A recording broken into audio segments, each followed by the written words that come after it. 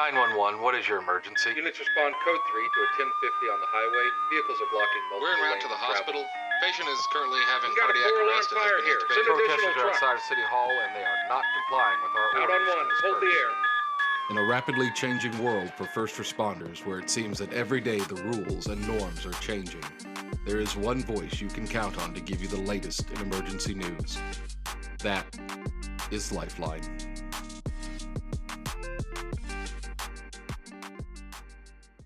Hello, and welcome back to another episode of Lifeline 911 Podcast with your host, Erica.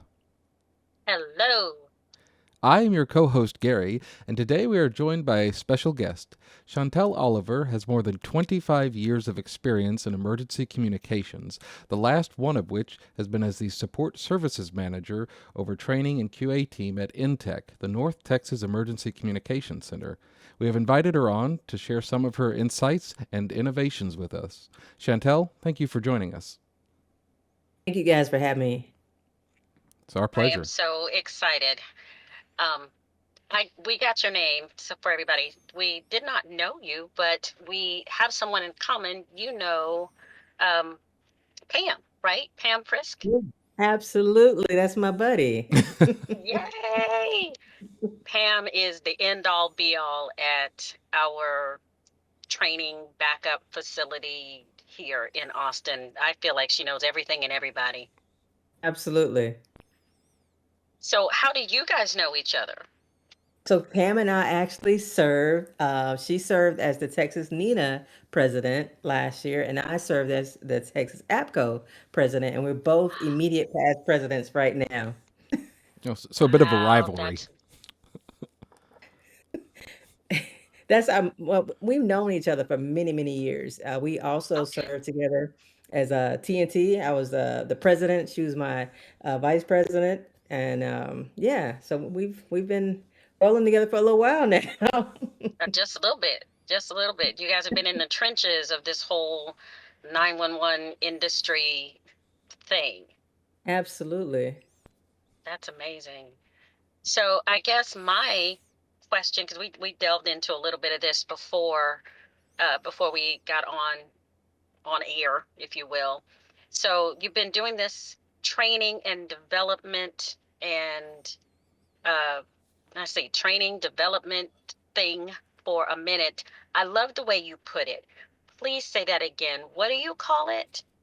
Like the journey, the life life cycle. Yeah. So my role at NTECC allows me the opportunity to actually be a part of the journey of a new telecommunicator all the way until they decide to retire. And so it's really a beautiful thing to see that development when they first come. It's almost like fresh out the womb, and then I'm crawling, and then next thing you know, oh, I'm feeling myself. I'm part of that journey. I love it. Yes. I'm stealing that, by the way, just so you know. Take it. It's all good. I love that. So okay. So seriously, you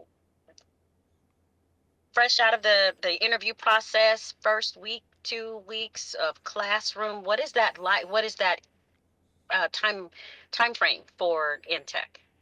So I'm brand new to the role as far as at NTECC, and I'm actually still in that discovery phase of what's that sweet spot.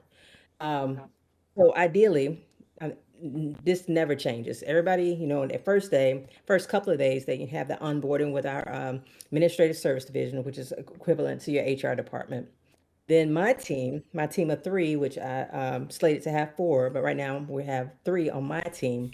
Um, we have what we call a class coordinator, and they rotate based on, um, each time we have a class quarterly, somebody be over that. That's their class. So they give them the front load, basically all the information that they would need uh, before they start their on the job training, which we call OJT.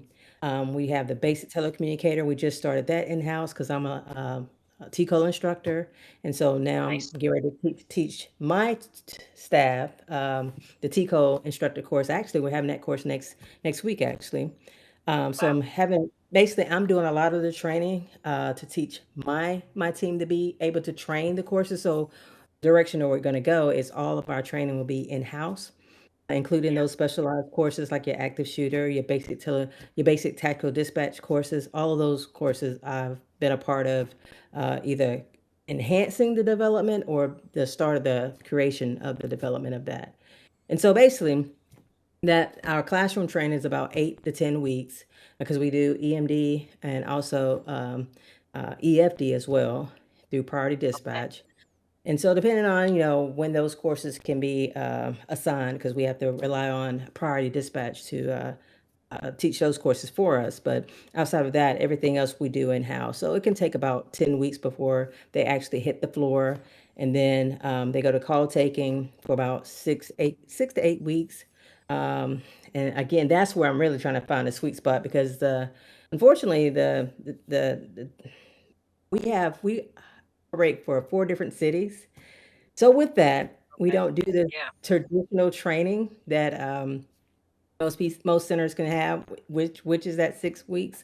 We usually now are about 10 weeks for call taking now, because of that of us having four different cities. So that's about what it looks like. Okay. That's not, well, wow, that's impressive. So you mentioned priority dispatch. So that means all of your call taking is done by protocols. Is that right? The police Yeah. too? No, just no, just medical and fire. Okay. Okay. It's been a little while since I've done any EMD. Oof, probably about 12 years or so now because Denver 911 is a little different in that regard. They EMD their incoming medical Oh, calls, but they don't okay. do fire. So Gotcha. so for us it's really interesting because in Austin we don't do any medical anything yet. And I say yet. And everybody thinks I'm crazy. The reason I say that is because we just, there's this little law that just was recently passed that everybody has to have CPR, right? And That's correct. and it's to do what is it, telecommunicator CPR, which is different than the in person, which makes me believe that eventually we will all be doing some form of EMD, even if it's not the whole shooting match. I'm just saying. So, Chantel, I Well, had a sorry. Go go ahead. ahead. Sorry, Gary. No, no, go ahead. So, you kind of mentioned that you're in the North Texas Emergency Communication Center is actually made up of four um, entities that have kind of come together as one. And so Yes. I thought that's kind of interesting because you've got several, and I can't remember the name off the top of my head, but there's like four smaller towns north of Dallas that are part of this that have like 200,000 people around. Yeah, we That have the city of Addison, Coppell, Carrollton, and Farmers Branch. hmm So you've got to balance the wants and desires of those four Yes, different agencies I training can your imagine. people.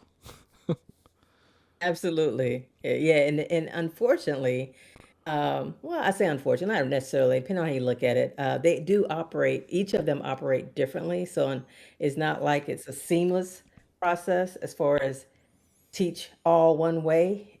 Each of them have their own nuances that they want things done a certain way. Mhm. And so that does definitely affect training.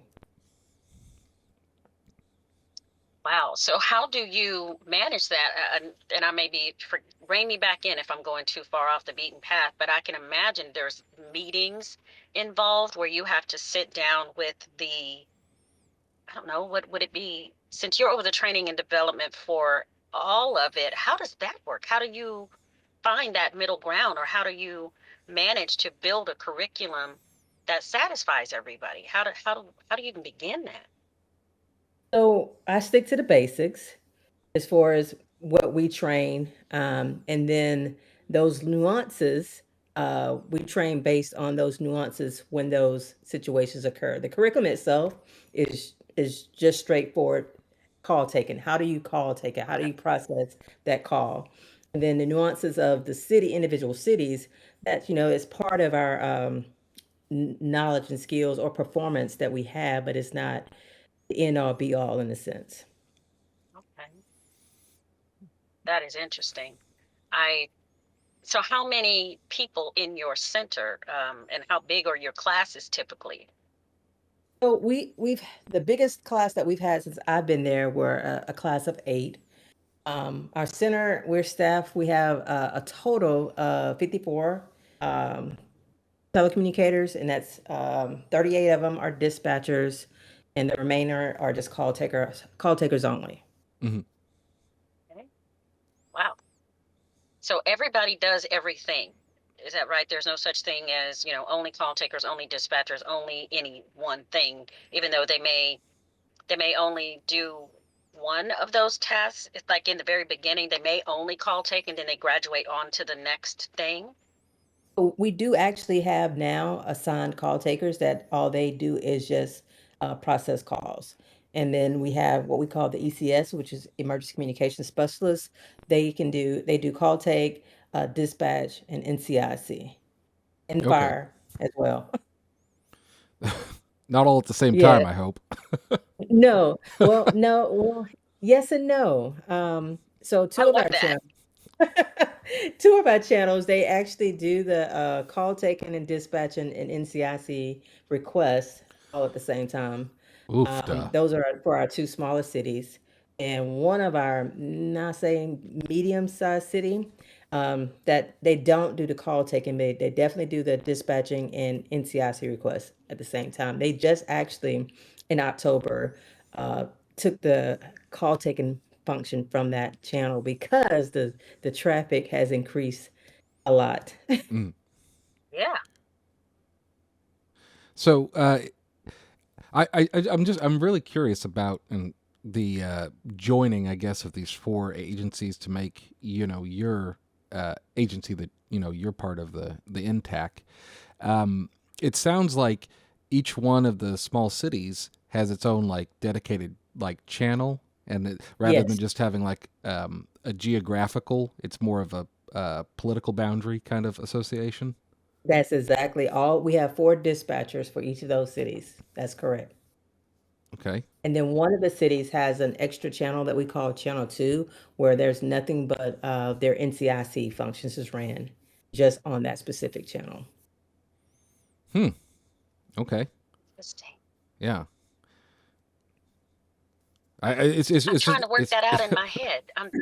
That is, well, and because for us it is, so we call that NCI, they be there, NCIC function.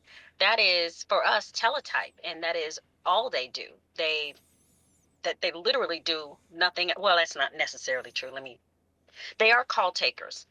And so they process calls. That is their primary job, is to process calls, and the NCIC, TCIC, entering of warrants, confirming of warrants, all the things that go along with that. That is, what would you call that, Gary? Just another skill set, because it's yes. not dedicated only, right? Yeah, it'd be like a task that they have to do that day. Like, so they wouldn't be taking 911 calls and, confirming on warrants and all the other NCIC stuff. It'd just be that's what they're doing at one particular time. And it's two of them at a time per shift, or they cover multiple chops, sections of a shift, if you will, or blocks of time. Um, that is so fascinating to me. So, do you send them off to the same courses? I'm sure the full access, uh, all of those things, right? Do you have a pool of people that manages that, or is that part of what you do? You maintain all of that? Yeah, so I'm also an associate trainer.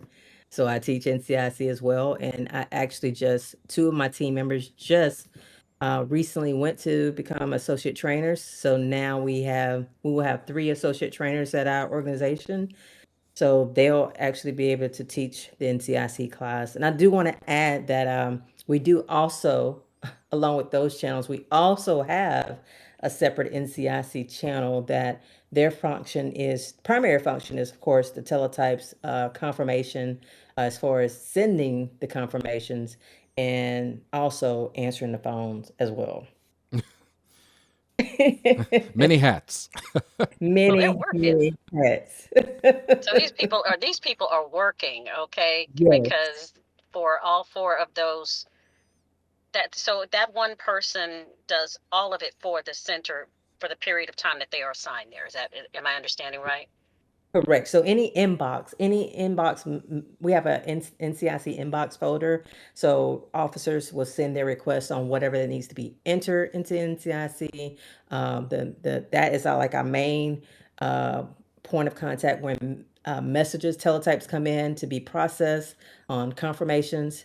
Because the two channels, the Addison, Capel, and Farmers Branch, the officers will request NCIC stuff on those specific channels. But the teletype, the confirmation and stuff is handled by the NCIC operator, which is a separate channel. Wow. Okay. So we're probably going to be picking your brain this whole time, and I promise we're going to get to something besides the logistics, or No, it's maybe all that's not good. really the right word. Um, so how many people on shift at any time? All right, so let me. So ideally, the minimum is 8. Okay. Ideally. I love that word. In a perfect world. Yeah. Yes, in a perfect world. 8. Okay. That's Yeah, so now if that's your perfect world. So what's the reality typically? day shift generally can sustain that, can get that. Night shift sometimes can go down to about 7. Okay.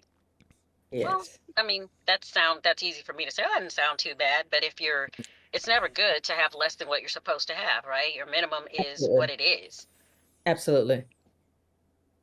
And We so when make you it don't work. have your minimum, you have to, well, right, you have to get creative. And um, I like to say this is I like to say this is where the magic kind of starts to happen in a way in what it is Absolutely. that we do, because when you don't have as many people as you should have to make it work smoothly, where everyone can carry just, you know, the their load, right? What you would Right. normally subscribe to them. When that is not the case, that's when you start to see people shoulder more, and they come together, and they get it done. Yes. It's a beautiful thing when you see that Yeah. in motion Hmm. like that. Yeah, because they don't, even though they get tired or they get frustrated, or all the things that we know happens in situations like that, to me it is so admirable that Yeah, they suck it up, buttercup, and they just go to work. I absolutely. just think that that's amazing. I'm sure that's no different in your center. No, it's not. It's like I said, it's a beautiful thing to see it come together like that so flawlessly. Yeah, they just go to work. Gary, go ahead. Yeah, I'm sorry. Oh, you're fine. You've been at NTECC for a year, but NTECC, according to the website, was kind of came about in 2014, if I was reading that yes, correctly.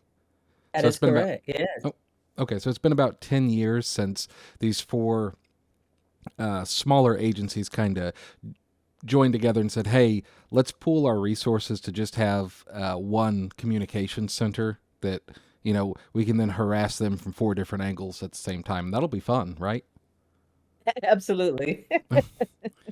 So, uh, Gary. have I guess the kinks been kind of worked out of it by now in terms of like if one agency wants to change how this protocol is done, they all kind of get together and agree on that. Because since you're over training in the QA team, I imagine you're kind of the frontline uh, manager that kind of feels that impact when a change is made to how policy's done, because you've got to then teach that, right? Yes, I become the middle person at that point. Anytime anything is new, I'm brought in because yes, we do have to train on that. We do have ops groups and EFD groups that we have a liaison for here at our agency, our director of emergency operations. Anytime there's some type of change that needs to happen, whether it be from for our end or their end. She'll get together with them. They have a meeting to discuss to see, how is it going to impact all. They, pretty much have to all be on board with that change. Even as something as simple as protocols that IAD will send to us, we have to vet those to that group and make sure that, yes, we're okay with this protocol changing or whatever. And depending on what that might be, we may actually have to get the medical director to sign off on it. So, yeah, there's some nuances that we all have to collaborate and talk and be on the same page before we just roll things out. I love that. I love that. Gary's face. I'm tired just thinking about it because for us, we're shift supervisors. So, I mean, we have the duty of implementing the changes as they come Yes. down from, people like yourself, our training team, our assistant managers, and our director who is sworn. Do you have any sworn inside of your center, or is it all civilian on from your perspective? It is all civilian. It's actually, we have an executive director who's civilian. We are our own entity. It's it's a beautiful thing. I love it. Yeah, I yeah.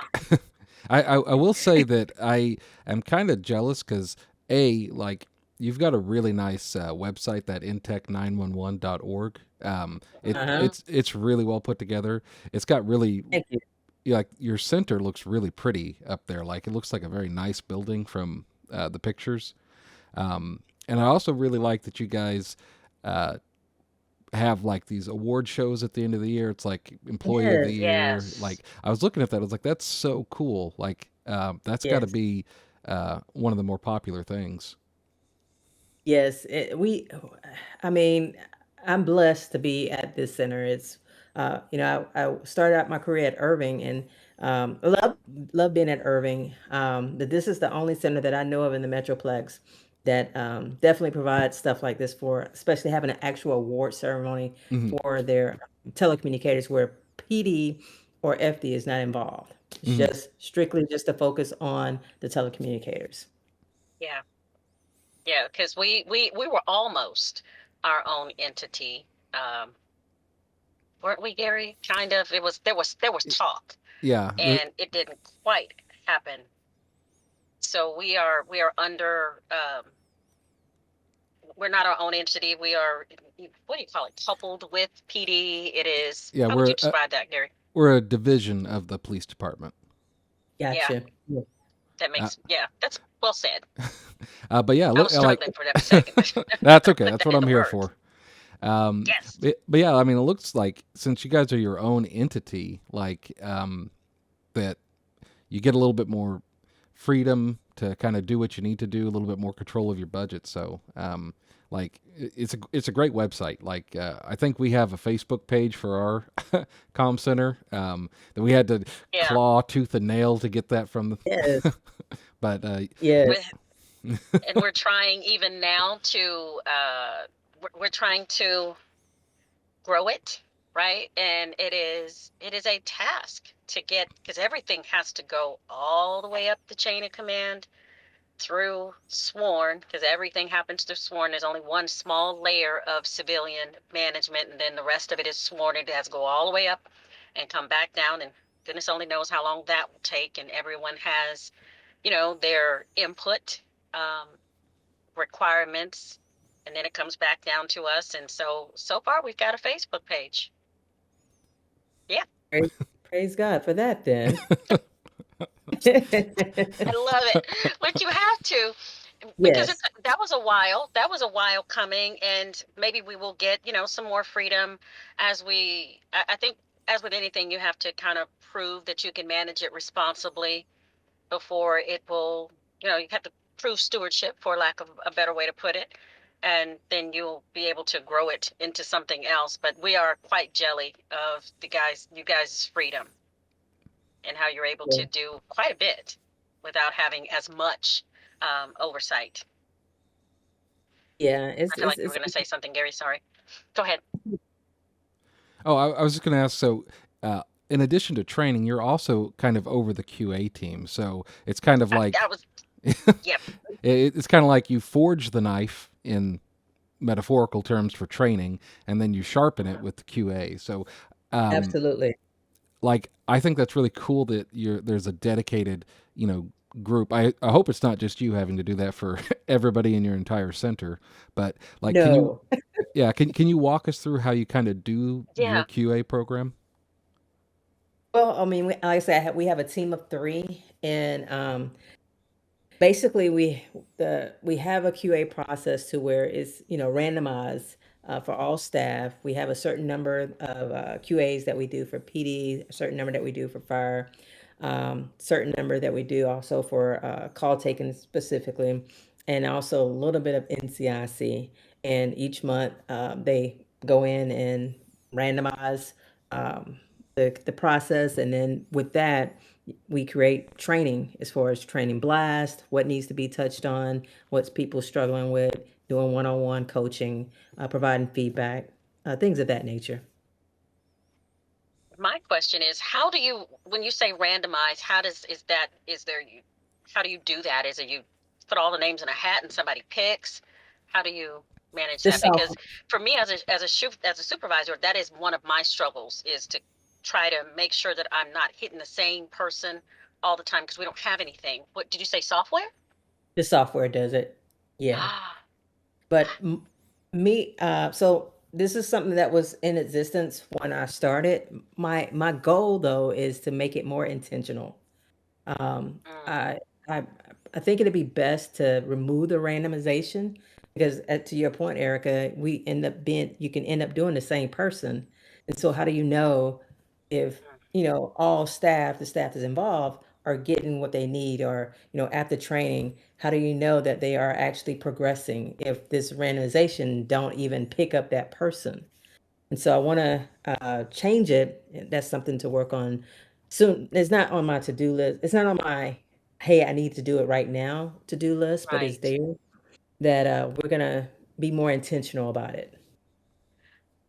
Okay, and here I was thinking that that was, and I never thought about that until just now when you say that, because I, Gary and I were on shift together for a little while until, there was a recent change and they kind of put us all in a bowl and shook us all up and sent us to different shifts. But when we were together, we were constantly, we had a spreadsheet, right? And we would go, Uh-huh. well, we need to get to this one, to this one, and this one. And we'd look and see how many times this person has been QA'd and this one, the human element in there, you mess around and you're like, oh, I've gotten this person 3 or 4 times, but this one over here, Uh-huh. it felt like it's if you're not careful, you can fall into a rut of Yep. not QAing the more senior people because you Uh-huh. figure they're okay, and they're the Right. ones who don't get the complaints.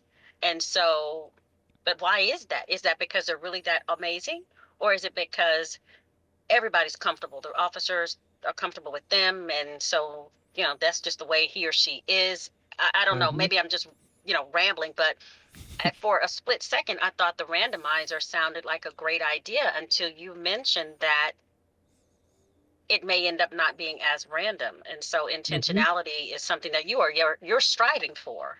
Huh. Yes. Consistency is my best friend. That's my favorite thing. If we're consistent, then no one can come back and say, "Hey, you're picking on me," or say anything negative to the process itself. This is the process. It's consistent to everybody. We're doing this Yeah. to everybody. Hmm. Nobody's being Yeah. singled out. For exactly. So how? So with your randomizer, because now I'm stuck on this thing.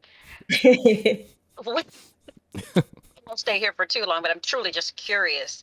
It's a software, and it just it literally just picks. You don't. Is there a formula? It's something that was created before I started, so I Oh, have no that's right. I'm sorry idea. you said that. Yeah, Mm, it's quite all right. So I just know it's random. That's all they tell me. I haven't got into it because I'm not Q certified. You have to be certified in order to do it. And with me being the manager, is not something that I'm not concerned with right now. yeah, you have to pick your battles. As with Yes. everything in leadership, you have to pick your battles. You can't just go in, especially in I would say a year. year and some change, you can't just go in there and just start yanking stuff out because you'll make a Exactly. bigger mess. Exactly. Yeah. So go ahead, please. No, no, I was just thinking that, I'm still exploring. There's still things that I'm exploring, and figuring out as I go. Okay. So now I think I may have something for the people in your center who may listen to this at some point. I hope you'll advertise and they'll get to know your heart a little bit.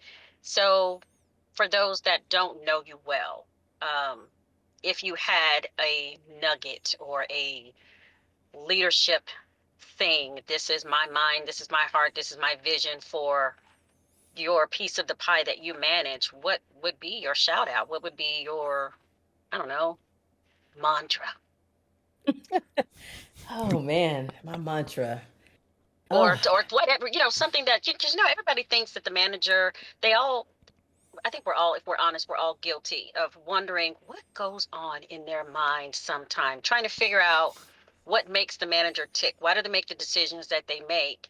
And our eye level, which is oftentimes what you have at the floor, you don't get to see the big picture. And it's not every day you get to ask that question. well, it's hard for me, Erica, and the reason why I say this because I'm so transparent. I came in the Mm, door parent, came in saying, "Hey, this is my vision." Well, first of all, I need to figure out how things are done here. I want to know, mhm. what's going on before me coming in and say, "Hey, this is what I did here, back here, here, here." That my previous Yeah. experience has no bearing on without knowing what I got in front of me. And so Mm, I've been very transparent since I walked in the door about who I am, what I represent. And now that I know who you are, and now that I've figured out what we got on the table, here's the direction I want to go. And people come to my office all the time and say, "Hey," and ask me whatever. And I'm pretty transparent about it and say, "Yeah, this is the thought that I had about this." I send out emails. I go and follow up and have touch points with people. "Hey, did you see my email? Do you have any questions? What are your thoughts?" And so I don't have a mantra other than I'm always giving my why up front, so nobody has to even ask the question. I love that. Well I like said. that. Very well Stealing said. that too, just so you know. Yep. Yep. I love that. I told you in the email, I know you got some nuggets. I know it. I was just waiting for you to drop them. And not having any idea how many years of experience that you have under your belt. It's just amazing. Um, I do hope, and I'm not cutting you off or anything, but I just know that you'll be back, right? I I will, hope so. you'll I coming hope back. so. Absolutely. Love to. This is so amazing to me. I love hearing what our colleagues, especially those in leadership, have to say because we can always learn something. Absolutely. I love your I love that transparent thing. And I think, and having worked at other agencies, you may agree, but I know for me, transparency is something that I think we all say we want to be, but we're not Yes. always successful. Yes. That is so true. Yeah. And And I know the even I am guilty of that. yeah. I also like to say too, it I tell people, they know if I can't tell them something because of where my position in my leadership role, they understand that. And I will be more than willing to say, "Hey, I can't share that with you." Mm-hmm. Yeah, that's the way to do And it. as leaders, we have to do more of that as well. Like we don't just throw people off and just blow them away and don't say nothing. We have to address those things and say, "Hey, yeah, I could address it," or "No, I can't."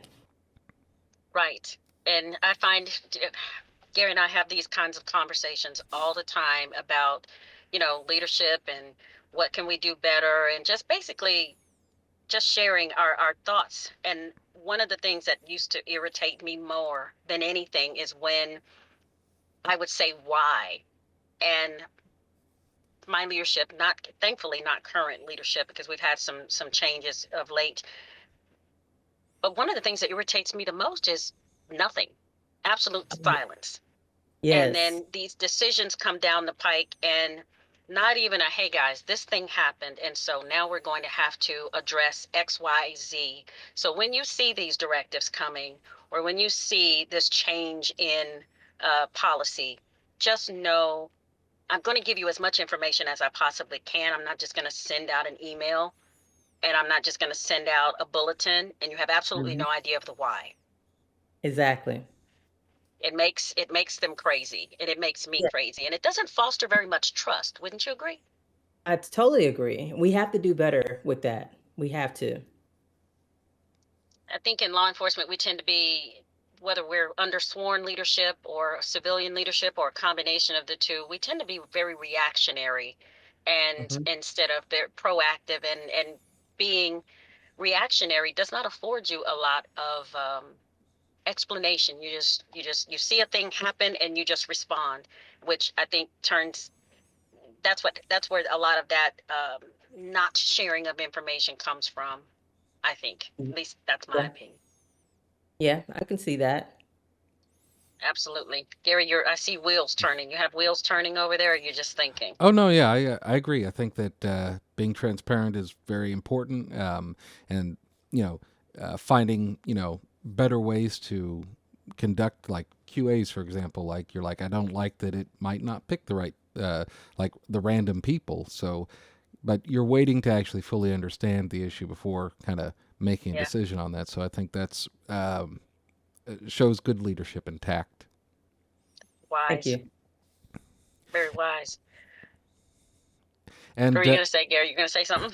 oh no, I was just gonna say if somebody wanted to have the pleasure and opportunity of working with you at NTECC, would they just like go to your website? I assume you still got some roles up there to fill. Yes, we are hiring. We are hiring. We are hiring. So please go to the website. If you don't, if you don't know what the website is, I think Gary, you already shouted it out, but you can send me an email directly, Shantelle.Oliver@intech.org. If you want to apply, we are definitely hiring. Mm-hmm. Perfect. Nice. Yeah, and again, that's in North Dallas area at NTECC, NTECC 911.org. Well, Chantel, thank you so much Awesome. for joining us. We have really appreciated the chance to get to talk with you and to hear your insights. And as Erica said, we do hope that you'll join us again because I think it's very interesting, the center you have up there. I might have to, drive up there for a field trip one of these days and check it out. No kidding. And also, if you know of someone that has done some extraordinary, amazing, wonderful thing that you think would be a good fit for the show, by all means, slide their information our way or slide our information their way. Either one works. Absolutely. I know a few good people, so I'll send a few Oh, your yay! way. Absolutely. Well, because I don't know if you realize we're still a younger podcast, but I don't know, are we older than some? Because we've been going about a year now. Yeah, yeah, Well, older than. congratulations. Thank you. Yeah, most podcasts I think go to about 8 episodes. This will be episode 46. Oh, 8? wow. Yeah, there's a lot of podcasts that start and just kind of peter out. Oh, well, we're old fogies then. Well, never mind. I mean, some are in like the thousands, so Uh, um, We're no Joe Rogan, so yeah, okay. we're getting there. We're getting there. Uh, Yes. but Chantel, thank you so much for joining us, as I said, and all of you, thank you all for coming and listening along and joining us. And we hope that we will see you next week. If you have any questions or you'd like to get in contact with the show, please feel free to email us at lifeline911podcast@gmail.com. From all of us at Lifeline 911, I'm Gary, America. and we will see you next week. Thank you for watching our production of Lifeline 911 podcast. If you have any questions about the topics we discussed today, or if there's something specific you'd like us to cover in a future episode, send us your questions at lifeline911podcast@gmail.com. Stay safe out there. Until next time, this is Lifeline 911 signing off.